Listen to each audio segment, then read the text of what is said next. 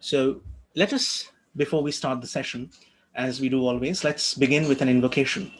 So first things first, keep your spine straight. Keep your shoulders rolled back and down. Be aware of any tension you're carrying in your back and any tension you're carrying in your shoulder. Just take a few deep breaths.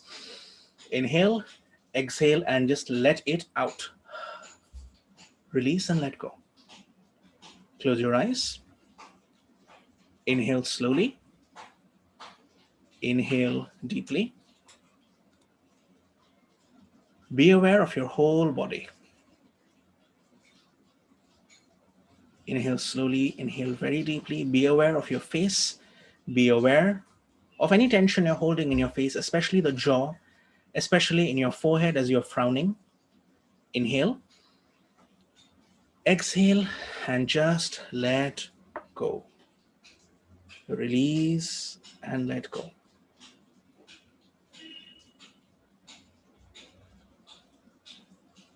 I am that I am.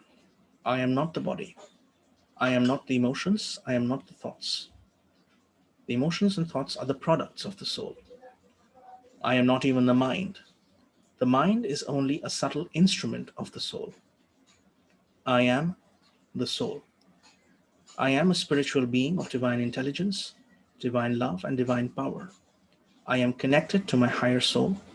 I am one with my higher soul. I am one with the divine spark within me. Now just be still. Release all stress and tension as you take a deep breath. And as you exhale, visualize that you're floating. You're floating above your apartment, above your building, above your locality, floating higher and higher until you can see the earth below you. Just be aware of the sensation of bliss, stillness, and peace. Any other sounds that you hear will only make your awareness deeper. I am a child of God. I am connected with God. I am one with God.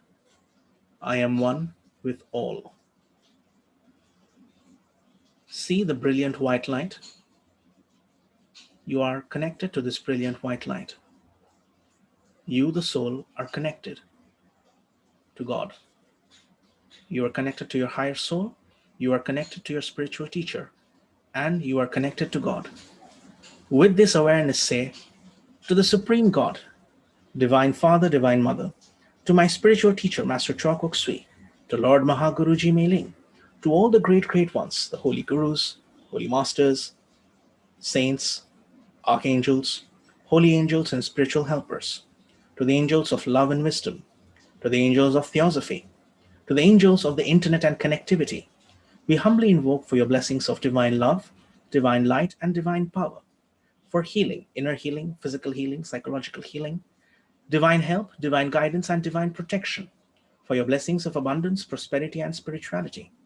Thank you for bringing us together as a group to help us understand the subject of esoteric astrology and the seven rays.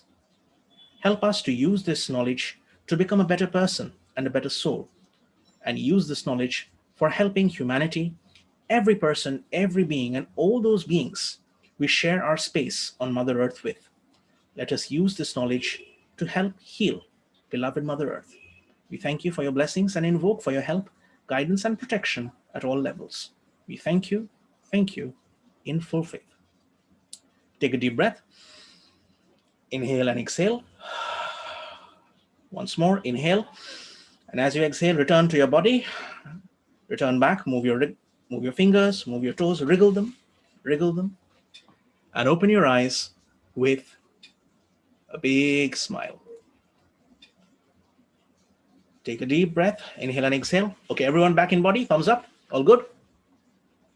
All right, perfect. So what we're going to do now is we're going to start with a quick primer on what the seven rays are, because as we go on to the more deeper aspects of esoteric astrology and the zodiac, we will need to know the connection with the seven rays. So today we are effectively covering one entire book called The Seven Human Temperaments by Jeffrey Hodgson, where we've compiled the entire knowledge of all the seven rays, summarized it together, and put it here so that it helps us for all the other sections or all the other lessons that are coming forward in the next few weeks. Right. So what we're going to do is look at an understanding of what the rays are. So Alice Bailey, who wrote these books, she wrote loads and loads of books, and not all of them are very easy. And she says, a ray is a name for a particular force or a type of energy, with the emphasis upon the quality which that energy exhibits, and not upon the aspect which it creates. What does this mean? It basically means the way you behave, the kind of character which you have, and the kind of energy that you bring about you basically defines your ray. So it's not just what you do, but how you do things. That is the quality, that is the ability of the 7 rays. All right? Okay. So then she goes on to say that the studies of the rays will do 3 things. 1, it'll throw light upon the events of the past. 2, it'll clarify our present knowledge about the nature of humanity. And 3, we will gain an idea of our divine qualities and have a practical method of analyzing ourselves. So these 3 qualities, as we read them, as we understand them, help us understand who we are as people. And even if we don't really know why we do certain things, the knowledge of the rays will give us an insight into ourselves. So it removes any and all confusion about our motivations, about our likes, our dislikes, and even gives us an idea of what are the areas in our lives that we need to improve. So there are 7 rays. Okay, I'm not going into details of where they come from or how they come from or what they do, just going straight right into what the 7 rays are. So the first ray corresponds to the first aspect. What is the first aspect? Willpower, the creation. Okay, the characteristics of a ray 1 person is willpower, strength, courage, determination, leadership, independence, dignity, daring, executive ability, natural ruler, and leader. So if you've met any people who are in leadership positions, who naturally take charge of any kind of situation which are happening, any person you go to whenever things go wrong, and you really need their help, guidance, and they just fix things for you. They'll do things for you, okay, powerfully. These are ray 1 people. They have a natural, instinctive leadership ability, okay? Throughout history, ray 1 people were used in order to spread spiritual teachings. Now, we'll read this in a little bit, that ray 1 people tend to be kind of tough, kind of hard. This symbol, which you see, the dot and the circle, is a symbol of ray 1. That's what's given in the books, and this is what it signifies. So what are the strengths of ray 1? Very interestingly, and not at all surprisingly, the first strength of ray 1 is strength. These guys are strong.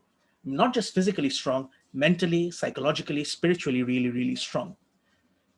They have the ability to conquer, and they fight till the very end, and they make sure they attain victory.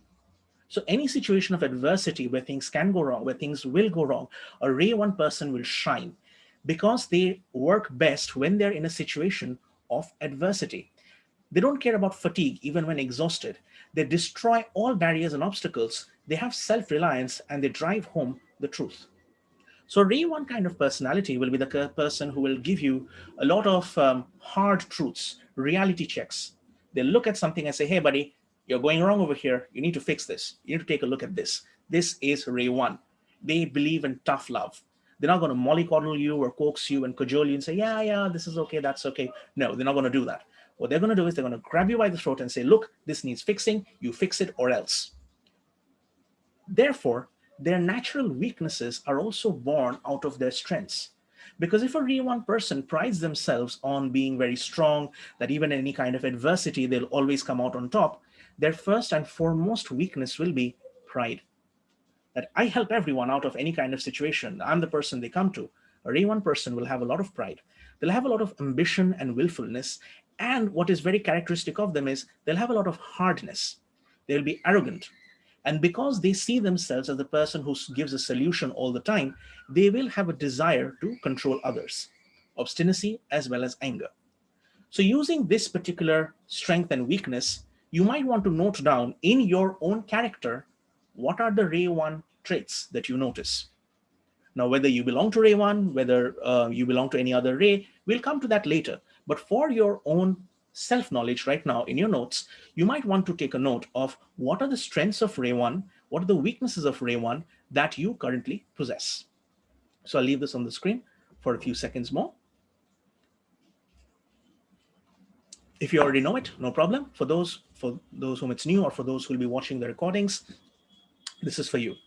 By the way, speaking of recordings, we have a WhatsApp group where we coordinate the timings and where we have a lot of Q&As.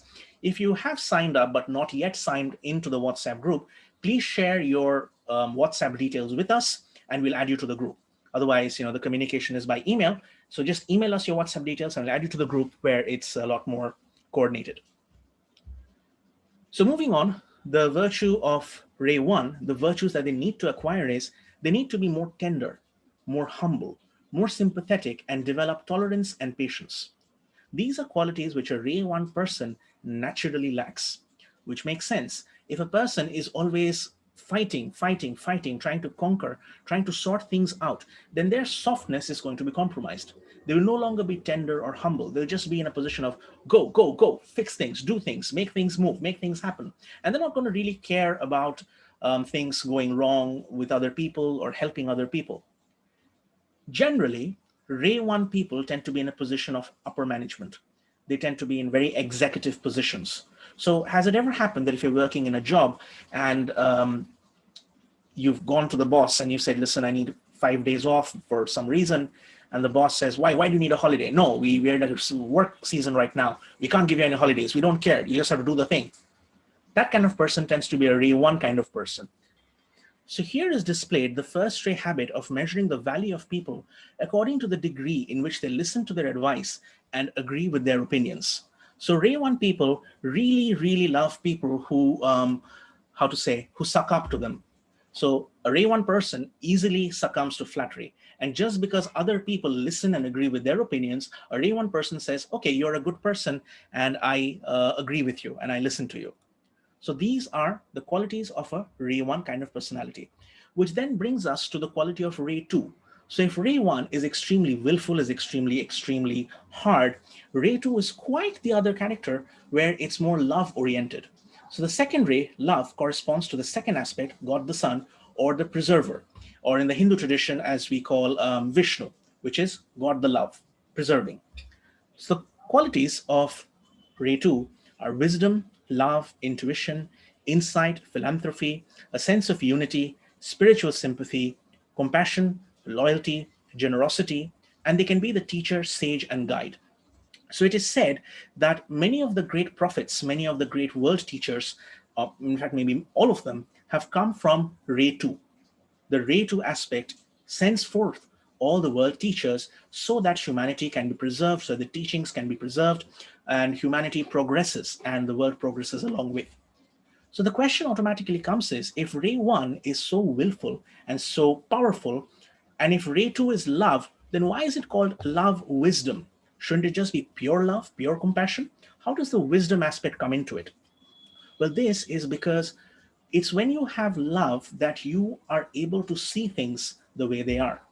So there's a saying by Master Choa Sui, the founder of Pranic Healing. He says that when you have true love, when you have accurate perception, you're able to see things the way they are. You see a person who is very angry, very frustrated, very screaming, as a person who just is very tired or very frustrated, a person who's not very spiritually mature. This kind of person will always be thinking about revenge or getting even, or just, making sure that they are not hurt, that their self-interests are not hurt. But when you have love, you can see that, okay, this person is just really tired. They just need a lot of affection. And so they know what to do. How would you deal with a child who's crying? Would you scream at the child saying, hey, you 1-year-old kid, stop crying. Shut up. Wouldn't do that. You wouldn't do that. You'd probably say, okay, the child is crying. Is it hungry? Does it need to be fed? Is it sleepy? Does it need to be put to bed? Or has it dirtied itself? Does the diaper needs cleaning? So the parent will lovingly feed or clean or put the child to bed. That's where that love wisdom comes from. They won't just automatically say, oh, my dear child, I love you so much. I love you so much. Go to sleep, go to sleep. They won't just do that. They will do what needs to be done so that the child is no longer crying, so that the child is comforted. And so spiritually, someone may be wearing a large physical body, a very old physical body, but spiritually their soul may still be quite young. And therefore their reactions are also rather young. They will react to the smallest of things. And so when Ray 2 aspect is very active, they will be able to understand that, okay, this person is going through a difficult time, and figure out the appropriate measure for dealing with that person. And eventually what hurts old people hurts young people also. So they're usually either very hungry, or they're really sleepy, or they're just frustrated. So handle that accordingly.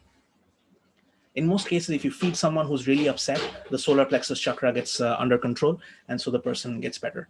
So quick tip for healing angry people: just give them some food. Okay, don't take that seriously. Okay, just that's just a joke. So anyway, that's the signal, that's the symbol for Ray 2, which is the sign of the cross. The strengths of Ray 2, the Lord of Love Wisdom, is impersonal, universal love. They don't just have love for one-on-one people. They just want to help serve all of humanity, every person, every being. They have intuition, they have a spirit of service, purity and refinement, gentleness and tenderness, charity and goodwill, benevolence and harmony, protectiveness, loyalty and friendship. Conversely, an individual Ray 2 person will suffer from a lot of sentimentality, self-righteousness, hypersensitivity, and self-pity. Let's look at these first four. Now, has it ever happened to you that you've been meditating for a while, you've had a lot of people whom you've done, say, a lot of healings for, you've helped them out a lot, and then you find that they don't give you as much time or attention. They just come to you only when they need help. And so you think, hey, I have helped them out so much, but they only come to me when they need help. No one cares about me. No one thinks about me. What's this? That is a sign of Ray 2's weakness, where they're doing things for people, but they expect other people to do things for them in return. They're doing a lot, but they expect the same amount to be returned back to them. And it's not always possible. Not everyone is the same as you. So therefore, they get hurt. So these characteristics, these weaknesses of sentimentality, self-righteousness, hypersensitivity, and self-pity often hurt Ray 2 people. They also can tend to be a little impractical. They say, okay, I'm going to heal the world. I need to make the world a better place for you, me, the entire human race. So if it's a very practical person, they'll write a good song for it and generate a lot of awareness about the rains, about animal rights, this and that. But otherwise, most ordinary people, they just want to do something and they don't know how to do it. They just end up feeling more miserable, more sad. And as a result of feeling so sad, so unhappy, their relationships tend to have a lot of disharmony. So they give so much love, but they feel they don't get enough love back. So the relationship kind of sours. The relationships become disharmonious. And then they tend to become cold and aloof. They've given so much love, not had enough love in return, so they withdraw. They become cold and aloof. They suffer from loneliness, isolation, and neglect.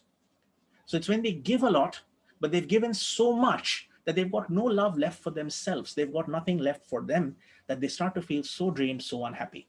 So these are the weaknesses of Ray 2. Again, make a note of these. Which are the characteristics which you think you might also have in you? So then you know to what extent you might have a Ray 2 personality. What are the virtues which a Ray 2 person needs? They need to acquire the virtue of love, compassion, unselfishness, and energy. Now, isn't this interesting? They are the ray of love and wisdom, but they've been told to acquire the virtue of love and compassion, which is kind of strange, don't you think? This is because secondary people are prone to impracticality and immense self-sacrifice for others, sometimes undermining the self-reliance and increasing the selfishness of those on whose behalf such sacrifices are made. They're inclined to over-accentuate the life side of their work to the neglect of the necessity for an equal perfection of form. Okay, these are words which are straight from the book. Sometimes it may be hard. The simplification is they give so much of themselves and they do it in ways which are impractical. They do a lot of self-sacrifice. They hurt themselves in the process of helping other people. And therefore, those other people, because they are in the habit of receiving all the time, they tend not to give back. So a Ray 2 person needs to understand that compassion means feeling sad, feeling love, feeling good, feeling bad for other people, and letting them grow on their own. Just because someone else is hurt, when a child is learning to walk, let's take that as an example. When a child is learning to walk, if the child stumbles, if the parent always makes a fuss, always picks the child up, do you think the child will learn to walk fast or the child will learn to walk slow? Slower than usual, probably. Or maybe when you were learning how to ride a cycle, and you fell down. If every time you fell down, someone came in and made a fuss, chances are you wouldn't develop that kind of self-confidence and probably not want to ride a bike ever. And the same example can be taken forward for learning how to ride a car, learning how to do new things, make new friends, this and that. So the ray of love also needs to learn how to develop more love in a slightly detached manner so that their love doesn't become so suffocating. So they need to develop compassion, understanding, unselfishness, that I'm not just helping you because I want to feel good. I'm helping you because that's who I am. That's what I do. That's the right thing to do. So that's where the ray of love comes in, like this. Now we go on to Ray 3, the Lord of Active Intelligence. This particular ray is one of my favorites because it corresponds to the Holy Spirit, the regenerator and transformer. This ray, Ray 3, has the ability to understand, they comprehend, they adapt, they have tact, dignity, they have a lot of creative ideas, and the best of all, they have an understanding of the big picture. So a Ray 3 person is the kind of person who just knows. They just know what to do. So Ray 1 does things, Ray 2 loves, Ray 3 knows. So if you form this triangle in your head, in your mind, that Ray 1 is a ray of willpower, Ray 2 is a ray of love, and Ray 3 is a ray of intelligence, then you will have the understanding of the Holy Trinity: willpower, love, and intelligence. So this completes the Holy Trinity: willpower, love, and intelligence. So what is the symbol? Very interestingly enough, so you can have willpower on the top, you have love on one side, and then you have intelligence on the other. Ray 3 is active intelligence. Okay, it is active intelligence, not passive intelligence, not sterile intelligence, because it not only knows what to do, it has the ability to get things done. So the strength of Ray 3 is that it wants to fully understand everything. Full comprehension is the ideal. They want to wholly and completely and impersonally grasp all the fundamental principles of a subject and to apply them perfectly. So a Ray 3 person will approach, say, a subject like astrology, esoteric astrology. They'll approach the subject and say, okay, I want to understand about all of the zodiac signs, all of the rays, everything, just because I want to understand the whole thing. And they'll do it impersonally, which means they don't just go into it saying, what is my sun sign? What does my horoscope say for today? They're not going to be very selfish about it. They want to know the whole thing, understand the whole thing for their own knowledge. They are very contemplative. They contemplate, they meditate, they think a lot. They're intellectually concerned with the great principles of life. They want to burn up karma in the fire of knowledge. So Ray 3 people have this tendency that if they're going through a difficult time, they will embrace it by saying, okay, this is my karma. I need to understand what led to this situation. This is my karma, which I need to work out. Let me burn my karma away so that my future life is really good. So this burning up karma is a very Ray 3 tendency. And they want to transmute base human nature into wisdom and power. So they will take their base instincts, their gross instincts, and transmute it, transform it, transfigure it into wisdom and power. So for example, we have Super Brain Yoga, which is taught by Master Choa Sui. We learn over there how you can use lower energies, send that up, transmute them into higher energies, and use that particular energy, the higher energies, in order to get more things done, in order to be more productive, in order to be more intelligent. So that's a very Ray 3 kind of quality, where you convert gross into subtle, into fine. You might even be so romantic as to say it is a transmutation of lead into gold. So a person who knows, who just knows what to do, will have a lot of intellectual pride. I know things. I know so much. I have a lot of intellectual pride. That's what Ray 3 is. They'll be very cold because they are very impersonal. They will look at something and they'll analyze it, not really caring about what the other person might be feeling. And because they're so cold, they tend to work in isolation. They also tend to have a lot of inaccuracy in details. The keyword here is in details. Because they are so big picture oriented, they tend to not focus so much on the small pictures. They tend to be absent-minded, again, because they're so big picture oriented, they often forget about the basic things. They tend to be very obstinate and selfish, and they, of course, they criticize other people. So you might have noticed this, that people who are very intelligent, very mentally intelligent, they're always looking for a solution. They're always looking how to improve things, optimize things. And in their search to make things more optimized, in order to make things better, they're always constantly criticizing.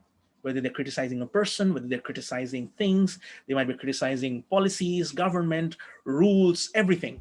They have an opinion about everything, and they really, really can be very harsh about it. So if you know these are the strengths and these are the weaknesses, you can also make a note as to which are the characteristics of Ray 3 which you may have within you. Okay. Any questions so far about Rays 1, 2, and 3? If there are any questions, please just put them in the chat. And we just move on. The virtues to be acquired, we'll come to this story on the right later. The virtues to be acquired are sympathy, tolerance, devotion, accuracy, energy, and common sense. I love the fact about Ray 3 needing a lot of common sense, because they're so big picture oriented that they need to go from point A to point B. They need to go from one end of the Suez Canal to the other end of the Suez Canal, that they did not spend any time thinking whether the ship is wide enough to pass through. So Ray 3 can be so big picture oriented that they might forget some of the smallest of details, which can cause a lot of problems. And of course, again, because they're so hard, because they're so deeply intellectual, sympathy, tolerance, devotion, they tend to not be there. Okay, they tend to not be there. So here's a very good example of Ray 3 using active intelligence for problem solving. A Catholic priest displayed the tactical skill and ready adaptability of the third ray in the following story, related by this person called Paul Marcus. So they had a dinner party, and among the guests at the dinner party were a rabbi, which is a Jewish person, and a Catholic priest, which is a Christian person, and they're both leaders, okay, spiritual leaders. When the party sat down to dinner, they were confronted with one of those seemingly insurmountable, difficult moments. Who was going to say grace? So they have the tradition of saying grace, invoking before their meal. Everyone looked down at their plate. His father and mother, they were lost for words. At the height of the terrible moment, the priest looked around the table and said, "If you don't mind, I'd like to say an old Jewish prayer." So the Catholic priest said the prayer, and he was going to say the prayer for the Jewish person. And they all bowed their heads, and the priest said grace in Hebrew.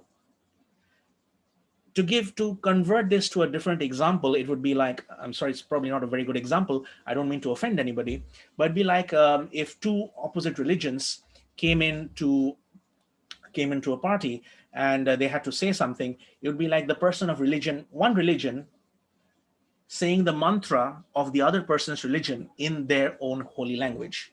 So everybody gets very happy, everybody is very satisfied, and there's no fighting. Of course, in today's day and age, where everyone's fighting about how their religion and their God is the only true God, well, having this kind of flexibility is, of course, a very good thing. So we have a question over here. Do we overlap or stay in one ray for most part of our lives? For this particular lifetime, if you are born as, say, ray 1, you will tend to be ray 1 throughout your life, unless you are so spiritually evolved that you acquire the characteristics of all the rays, and then you start balancing them out. The beauty of being on the spiritual path is that as you grow as a person, as you utilize the techniques and the teachings, you tend to develop the characteristics of all the rays. Now, this is not a subject for today's class, but later on, when we go into a much more detailed subject of the rays, you will understand that there's a ray of the personality, which is your personal ray. Your higher soul has a ray. Your divine spark has a ray, and it goes on, so on and so forth, until you get to the people, it's called the Chohans, or the great leaders of the ray, where they control the ray and all the people and all of aspects of creation along with it. So to summarize it softly, yes, if you are born as a certain ray, for this lifetime, you'll be that certain ray. So meaning, as we evolve, is there a possibility of moving from, say, ray 2 to ray 3? Now, you'll notice over here, that was the question, is that you'll notice you have different characteristics of all the rays in you. That you have moments of extreme willpower, and you have moments of tremendous compassion, and you also have moments of tremendous, say, tact and adaptability. So does this mean that you are both ray 1 and ray 2 and also ray 3? No. You have the characteristics of your predominant ray, whichever it is, and you have certain characteristics of other rays, which you are also growing and evolving in. Now, the story goes that Master Choa Kok Sui, he was ray 1. Now, ray 1 people are super rare. They are super, super rare. The story goes he was Ray 1, and he learned and adapted from himself, from other people, through his practices until he became really, really good at all the aspects of all the 7 rays. Now you can see he spread pranic healing to thousands and thousands, if not millions of people. He needs a lot of willpower to do that. So that's Ray 1. He did that with a lot of love, the meditation on twin hearts. So that's definitely Ray 2, serving of humanity. He had a system where he was able to apply the teachings. He had an idea of the big picture. That's definitely Ray 3. So he demonstrated Ray 1, Ray 2, and Ray 3. But that's for a person of his stature. For us, we're still evolving. So, okay, we're done with Ray 3. We're now moving on to Ray 4. Now, in the theosophical books, Ray 4 is called the Lord of Harmony through conflict. Master Chua, in his teachings, he calls it the Ray 4 as harmonizing conflicting factors. Personally, I much prefer the term of harmonizing conflicting factors, because Ray otherwise saying that you're looking forward to conflict so that there may be harmony, which can lead to certain other kinds of conclusions. But for the purpose of today's session, since we're focusing entirely on the theosophical book, Ray 4 is called the Lord of Harmony through conflict. But in terms of your understanding, think of it as harmonizing conflicting factors. The 4th ray, together with the 3rd, 5th, 6th, and 7th, is said to be a manifestation of the 3rd aspect, which is an intelligence aspect. So what does Ray 4 have? It has creative ideas. It brings about harmony, balance, beauty, rhythm, to perceive and portray the principle of beauty in all things. One of the most important things about Ray 4 is its beauty and rhythm. When you see someone who does things which are beautiful, which are just so good to look at, to sound at, to listen to, chances are that's a Ray 4 quality. So artists, architects, designers, musicians, these people tend to be Ray 4 people. So the Ray 4 aspect comes to work whenever there's a lot of beauty and rhythm involved. Now, rhythm is one of my favorite subjects, because all of life, in my personal understanding, all of life is about rhythm. Say you breathe, inhale, exhale, that has a rhythm. Your heartbeat, the compression and the beating of the heart, if the beating of the heart is not in rhythm, one develops arrhythmia, which leads to complications. If the breathing is not in rhythm, it leads to, I think, asthma or some other breathing difficulties, which is problematic. The day and night cycle, it follows a rhythm. The years, the seasons, they all follow a rhythm. So there are smaller rhythms right down from our heartbeat to much larger rhythms, which are connected to the movement of the sun or through the planets or the zodiac.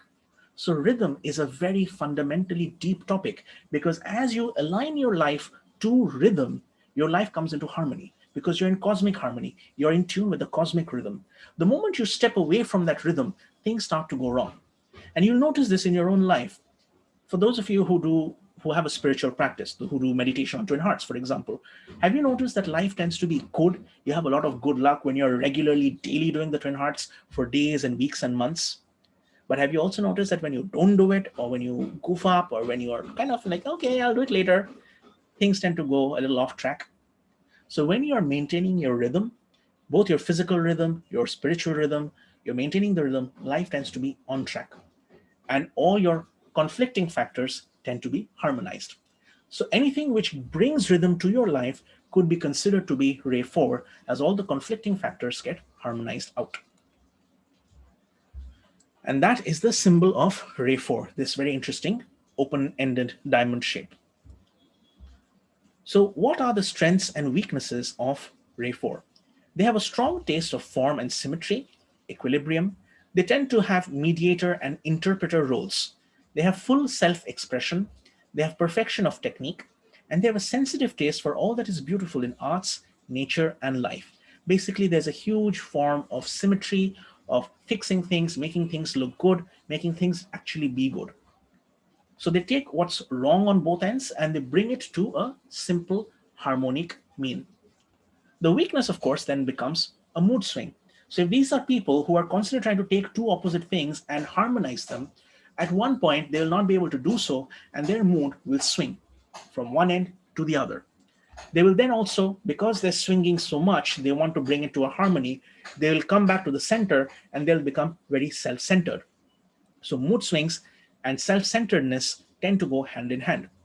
They will become very cynical. They will have a lot of sadness or unhappiness about the way things are in life because they just can't seem to bring it into harmony. And they will try to fantasize about what an ideal world would be like. So they're lost a lot in daydream and fantasy. So these are the strengths and weaknesses of a Ray 4 personality. The greater the enthusiasm, the more deadly the rebound. Let's illustrate this with an example. Suppose you've got a pendulum, okay? And you take the pendulum, it's on a string, you've taken the pendulum and you've taken it to one end and you release it. What's going to happen? It's going to go from one end and straight on to the other. It's going to swing left and right, until it comes down to the center. And only then will it find its balance. So if you take something and imagine one side to be positive and the other side to be negative, and you take the pendulum all the way to the positive side where it's super enthusiastic, super excited, and you release it, it's going to go swinging to the other side where it's going to be completely cynical, completely jaded, completely unhappy. So the more enthusiasm sometimes a Ray 4 person starts a project with, they can very quickly become really, really, really upset or unhappy. Therefore, the virtue that they need to acquire is serenity, confidence, self-control, purity or purification, unselfishness, accuracy, and mental and moral balance. So with a note of these characteristics, you can understand how much of Ray 4 quality you may have. Ray 4 personalities are also at the moment kind of rare in the world. Which now brings us to Ray 5. And Ray 5 is called the Lord of Concrete Knowledge. The special qualities of the fifth ray are typical of the analytical, deductive, formal mind. So if you go back to Ray 3, you remember Ray 3 was active intelligence. Ray 5 is concrete knowledge. It's kind of the opposite side of the coin of intelligence. So if one side is super intelligent and they're thinking all the time, Ray 5 will translate that into something which is concrete and knowledge, which they can actually use. So while Ray 3 will say, okay, we need to get from point A to point B, Ray 5 will come in and say, okay, this is how we're going to go. We're not going to use a huge ship. Maybe we'll use a small boat. Or maybe we'll just walk. So the qualities of fifth ray are they are disseminative of factual knowledge. They have almost unlimited patience. They have extreme thoroughness of method, and they are able to examine and classify things very quickly. So a Ray 5 person would typically be a scientist or an engineer, where they take information, they convert it into facts, and they have unlimited patience. So from this quality alone, I can understand that Ray 5 people also are pretty rare. But they have a lot of thoroughness of method, and they have examination and classification qualities. These are the kind of person who they'll look at something and they'll be able to tell you just by looking at it, what are the various components of it. So they'll say, okay, here is a person. Or okay, here's a building. Okay, this is a building. What happens in a building? People live in the building. Okay, so this means it's going to have a heating and cooling system. So there's an air conditioning unit. All right, it's a very tall building. People are going to need to go up and down. So there's going to probably be a lift unit. There's going to be bathrooms. So there's going to be a drainage unit. So just by examining the external structure and thinking about it, they're able to go into the components of something deep within. So whenever a Ray 5 person tries problem solving, they will analyze the whole situation and they're going to go into, okay, what is it? How does it work? Show me. What are the components within it? What are the components which are missing? What are the components which need work? So whenever this analytical aspect kicks in is when Ray 5 is shining. And the symbol of Ray 5 is the 5-pointed star. Okay. Now you'll notice each of the symbols, they have different colors. These are not in the scope of today's discussion, but at a future date, maybe we will come to it. So this is the symbol of fifth ray. The fifth ray person is brilliant. They are swift, witty, technical, analytical, accurate, positive. They have a grasp of detail. They have a great capacity for specialization. They're mentally detached. They observe accurately and they deduce correctly also. So kind of like Sherlock Holmes, you might say. Unfortunately, they can be very rigid, that once they have reached their conclusion, they think theirs is the only conclusion which is right, and they just completely ignore anything and anyone else. They can be, of course, emotionally very cold because they're so mental. They have destructive criticism. So a Ray 3 person will have criticism, but a Ray 5 person will have destructive criticism. Their words are loaded. Their words are loaded, and they'll say very hurtful things, very pointed things, and they just make people feel so bad that it's not good. And of course, which brings into wounding others. They want to hurt other people just to show how smart they are. That's a very strong Ray 5 characteristic. They have a lot of materialism because they're so concerned with things that they are very focused on more things, not so much about spirituality. They have a lot of pride, and their vision is very small, and they're self-centered. So a Ray 3 person has a lot of wide vision. A Ray 5 person has a lot of small vision. Okay. Reverence, devotion, sympathy, love, and wide mindedness are the virtues which a Ray 5 person needs to attract, with the qualities which they need to develop. The vivid qualities of deduction of Sherlock Holmes, as any other detective, and the cold, precise reasoning of the legal mind, so lawyers, are all examples of the activity of the formal mind, which is generally accentuated in the fifth Ray person. The story is told of President Abraham Lincoln, the US president, that traveling in a train with a friend, his attention was drawn to some sheep in a field. The friend said, "Look, those sheep, they have been newly shorn. Their fluff has been removed." Looking out, Lincoln said, "Yeah, on this side." So he was able to look at the sheep and say, "This side of the sheep, one side has been removed of wool. We don't know what the other side is." So a Ray 5 person is so embedded in detail, they're so caught up in detail that they tend to lose out on the big picture. So here's one important bit of correlation. Ray 5 is the lower correspondence of Ray 3. So Ray 1, Ray 2, and Ray 3 on the top, you've got Ray 4, 5, and 6, and 7. Ray 4 is in between because it harmonizes conflicting factors. Rays 5, 6, and 7 are on the lower side. So Ray 3 is the active intelligence. Ray 5 is concrete knowledge. So 3 corresponds with 5. You might want to make a note of that. Ray 6 is the lord of devotion and idealism. So while you had Ray 2, which was the ray of love and wisdom, Ray 6 is the corresponding opposite of Ray 2, where it's all about devotion and idealism. The special qualities of the sixth ray personality are sacrificial love, burning enthusiasm for a cause, fiery passion, one pointedness, and devotion. They have intense sympathy for the sufferings of others. They have idealism, which is expressed as a practical service. They have philanthropy. They have self sacrifice unto death for an ideal cause or leader. There are a lot of Ray 6 personalities in the world right now, and the world needs a lot of Ray 6 people because they have so much compassion, so much love for the suffering of others that they not only want to do something, they go out and they do it. They are willing to help other people even at great cost to themselves. So this tremendous love, this desire to help and serve, which Rays usually 1, 3, and 5, which they lack, is present in abundance with Ray 6. So if you have a Ray 6 person in your life, you are in very good hands because that person will generally take very good care. And that is the symbol of Ray 6. Looks kind of like a four-leaved clover. They have tremendous one-pointedness, enthusiasm, and selfless service. They inspire and evoke hero worship and loyalty in their pupils. On the other side, they can be very short-tempered. They have a lot of fanaticism. They can be very obsessive, self-deceptive. They have a lot of intolerance, and their suffering is caused by disloyalty, and they can be very misunderstood and misjudged, which makes sense because if they're going out so much to help other people and the other people are just making mistakes all the time, then they'll become very angry. Hey, why aren't you fixing things? Here, I've given you so much food. I've given you all this food and the blankets. We've seen this, that you give someone who needs food, clothing, shelter, and all that, and they don't make the good use of it. They sell their clothing, they sell the help away, or they don't share the food properly, and life becomes really bad for them. So Ray 6 people do a lot of philanthropy.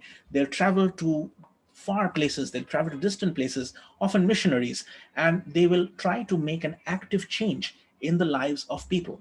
They'll try to make a huge change in the lives of people.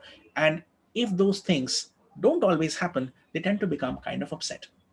So a Ray 6 person has a lot of one-pointedness. Now you might look at it this way. How to remember this? A Ray 2 person has love for all of humanity. So you might want to do this. You can take your hands, put it on your heart, and Love for all of humanity, ray 2, going out. Okay?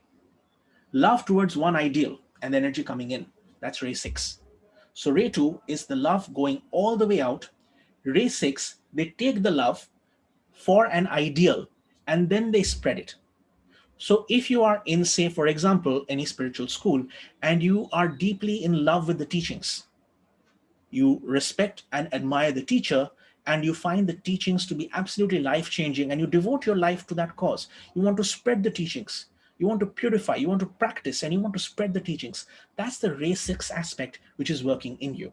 As you take that energy, that love, bring it in you, and then you use it to spread the teachings throughout the world. That's the ray 6.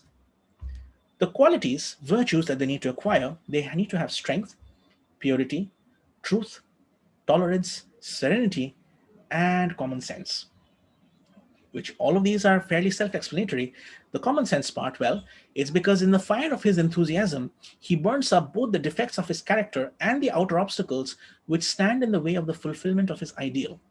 So a ray 6 personality is actually really, really good for people who are on the spiritual path, because they will follow the teachings of the teacher and use those teachings to purify themselves of all their character defects. So if they have some quality or personality which is getting in their way, say their short temper or their obsession about certain things, they can use that love and devotion from the teacher and clean themselves up. But they need to do it with a lot of strength, because they tend to kind of waver sometimes. They need to have serenity, tolerance, and have common sense. They also need to have truth, because a ray 6 person, if they're taken in the wrong direction, they can become very fanatical. And then becomes difficult for them to see the truth. So a ray 6 person who is misguided is a bit of a problem. But a ray 6 person who's on the right track and who's actively helping other people, they are among the best of rays to be in company with, because they'll lift you up. Which now brings us to the last ray, the 7th ray. The special qualities of the 7th ray are nobility and chivalry, both of character and conduct. They have a lot of ordered activity, precision, skill, grace, dignity, and, well, this last character is kind of difficult to kind of qualitatively ascertain: control over the hidden forces of nature. So if you ask someone, hey, you seem to be very strong-willed, you must be ray 1, or hey, you seem to be very loving, so you might be ray 2 or ray 6, or you're very intelligent and you have a great vision for the company or for the world, you're ray 3, or you're very artistic, so you're ray 4. You can't ask a ray 7 person, hey, can you control the hidden forces of nature? Please show me by controlling the weather or by making the dolphins sing. So it's kind of hard to ascertain ray 7 that way if you look at the Lord of Ceremonial Order or Magic aspect. So what Master Chua said, ray 7 is a ray of structure and organization. They will take things and they'll put it in a structure which anybody can follow and produce the same results. And that is why it is structure. So an example of this in pranic healing would be the pranic healing protocols. The teacher experimented so much, okay, and then he put it together in a protocol that if you follow step 1 to step 10, whatever the end steps are, you will get the same result if you follow it correctly, if you follow simple instructions. So the results are often magical. For those of you who are pranic healers, you would have experienced this yourself with your clients and your patients, where they are saying, my healing is fantastic, my pain is gone, my sadness is gone, I'm cured. So these are miraculous, and it would seem as if you have control over the hidden forces of nature, but all you are doing is following the instructions of the teacher. So the ray 7 aspect comes in creating a structure and an organization which gives you the ability to produce magical, miraculous results. And again, a side note on the topic of magic. Magic or miracles are simply tools which are hidden. They use the rules of nature, they use the laws of nature, but those rules and laws are undiscovered by the vast majority. It's only when they're found and utilized that the results can seem miraculous. Case in point, today we take our mobile phones for granted. It's something that everybody has all the time, and we'll always forever be using it. But imagine telling your grandparents this. If you go back 50 years, and you tell your grandparents that I have a device which allows me to talk to anyone in the world without raising my volume. I can see their photos, I can see their videos, I can access information about any subject that humanity is interested in, all through this one device, they would say you're mad. Or for them, it would be completely magical. So ray 7 is a utilization of all these various hidden rules of nature, radio waves, microwaves, alpha waves, whatever you call it, um, mining and technology, everything that came together to create the cell phone technology and then internet, and putting that together in a device which anybody and everybody today, right from the top leaders of the world to the presidents of all the various countries to the person who is right there on the street, everyone has access to a cell phone. It's affordable technology and they can use it in the same way. 50 years ago, that would have been absolutely magical, absolutely unthinkable. But today, it's reality. So Ray 7 creates structure and organization in a way that gives results, that produces tangible, measurable results. And the symbol of the seventh ray is that of the chakra. So this is what is called the swastika. This has nothing to do with any kind of racial or any kind of political symbology. This is simply an Indian sign, and it is used in temples. It's been used for thousands and thousands of years to represent the movement of energy or the chakra. So this is just one representation of the chakra. So Lord of Ceremonial Order and Magic obviously has ceremonial magic as one of their characteristics. They are able to manifest power. So if power, they don't have just raw power, they're able to give it a structure. They have true aristocracy of body and mind. These people look really good. They have a regal, noble appearance. You look at them and you feel, wow, there's something about them. They have physical efficiency. These people are not lazy. They have perfection and they can be very matter of fact. So they'll take the hardest of things and they'll make it very easy. They'll make it very matter of fact. They have order and organization in all conduct of life. They'll have perfect tidiness of appointments. They're very particular about time. So you will have noticed that you have certain Ray 7 qualities in your day-to-day life, in your appearance, in your way of doing things. So the moment there is organization and structure, that's when Ray 7 comes in. So if you correlate this, that if Ray 2, which is love and wisdom, corresponds to Ray 6, which is devotion. If you have Ray 3, which is active intelligence, which corresponds to concrete knowledge. And then you've got Ray 1, which is willpower, corresponds to Ray 7, which is structure. So if Ray 1 is super, super powerful, Ray 7 is what makes that power manifest by giving it a structure. So you have Rays 1, 2, and 3 on the top, and the corresponding side, you've got Rays 5, 6, and 7. And then in between, you've got Ray 4, which harmonizes all those conflicting factors. So these are the qualities of Ray 7. Their weaknesses are they can be fake, they can be unscrupulous in order to get things done. And because they love structure so much, they love power and office. So chances are that people in some political positions who have political aspirations, they would tend to have some Ray 7 qualities. And these are the people who will use people as tools. They can be very formal. They can be very, very mechanical because they are always putting things in structure. They can be very mechanical. Their judgments can be very superficial, and they'll have a very high opinion of themselves. So again, a form of pride. That would be Ray 7. What are the virtues which a Ray 7 personality needs to acquire? They need to have a realization of unity. Everything has to be united. They need to be wide-minded, not so narrow-minded, not putting everything in their own little structure. They need to have tolerance and humility. They need to have gentleness and love. A Ray 7 person believes that if a thing is worth doing, it is worth doing well. A Ray 7 person believes if a thing is worth doing, it is worth doing well. So this kind of brings us to the crash course of the 7 rays. This is usually a much bigger book. If you go by Esoteric Astrology Volume 1, it's some 200 or 300 pages. So you've tried in this particular session, before we go into the astrological parts, to give an understanding of rays 1 to 7. So to summarize, Ray 1, willpower. Ray 2, love and wisdom. Ray 3, active intelligence. Ray 4, harmonizing conflicting factors. Ray 5 is concrete intelligence. Ray 6 is devotion. Ray 7 is structure and organization. More information about the 7 rays can be utilized, can be found from Master Choa Kok Sui's course, Spiritual Business Management. It's also there in one of the Golden Lotus Sutras. The knowledge of the 7 rays gives us the ability to understand who we are. It gives us the insight into who we might have been and why we did certain things the way we did. So when you had to say start your career, when you were in one career and you had to make a change and you decided, okay, this is what I'm going to do, that was your ray 1 quality which was coming into play.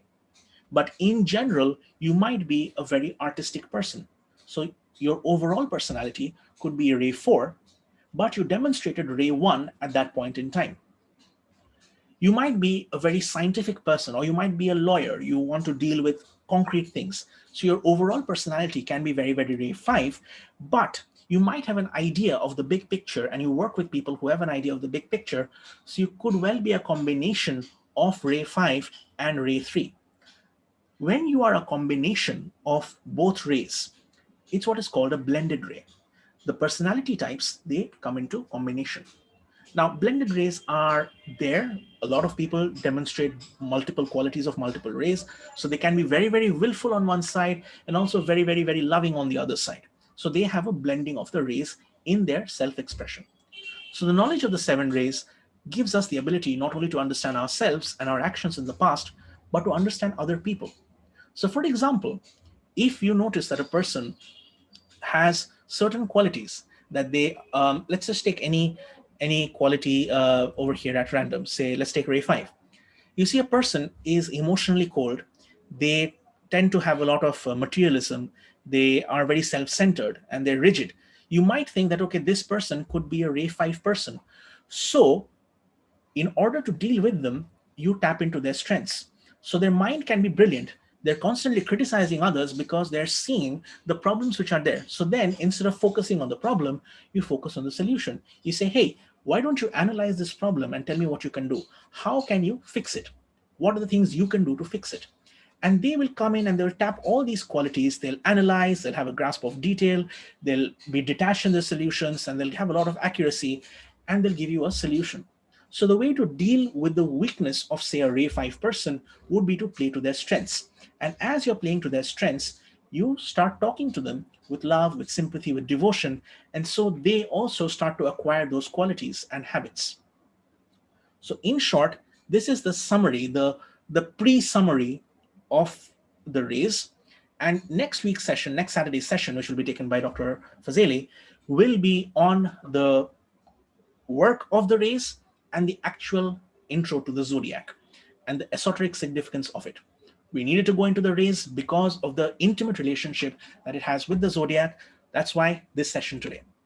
So today's session is pretty much over. It was a short 1-hour session. If you have any questions, you can leave it in the chat or we can discuss on the WhatsApp group. So just a reminder, if you've already joined the WhatsApp group, great.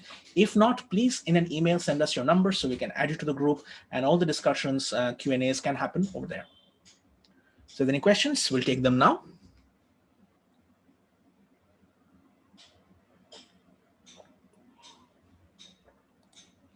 If not, we will end the session with a prayer.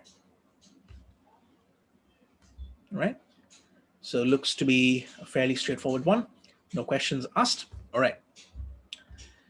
Let's take a deep breath and center ourselves. Inhale slowly, exhale slowly. To the Supreme God, Divine Father, Divine Mother, to my spiritual teacher, to all the spiritual teachers, the holy gurus, holy masters, saints, archangels, holy angels, and spiritual helpers, to my higher self, to my divine nature, to my guardian angels. Thank you for your priceless blessings of love, light, and power, for healing, guidance, and protection, for abundance, prosperity, and spirituality.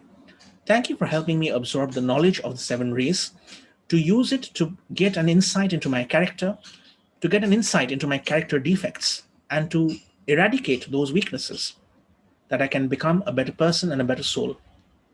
And in doing so, I become an instrument for helping humanity, for helping Mother Earth, for helping and healing all the beings with whom I share my space on Mother Earth. I thank you for utilizing me as an instrument for your healing. And I thank you for giving me an opportunity to gather together as a group to learn, to grow, and to evolve. Thank you. Thank you. Now give some love. Visualize the teacher. Visualize the teacher in front of you, your spiritual teacher, I mean. Look the teacher in the eyes and say, Atma Namaste. Thank you for your priceless blessings, for your incessant love, for your guidance, for your wisdom.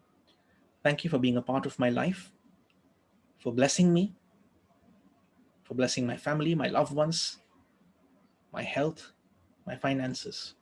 Thank you. And now be aware of the gratitude in your heart and bless the teacher with all your love. Bless the teacher with all the resources that the teacher needs to fulfill his vision. Bless the teacher with tremendous financial abundance. Bless the teacher's family. Bless the teacher's loved ones. Bless the teacher's work, his projects, his targets, his wishes. Just bless the teacher with all the energies and qualities that he needs, all the resources that he needs for the fulfillment of his work. Now look the teacher in the eyes once more and say, thank you.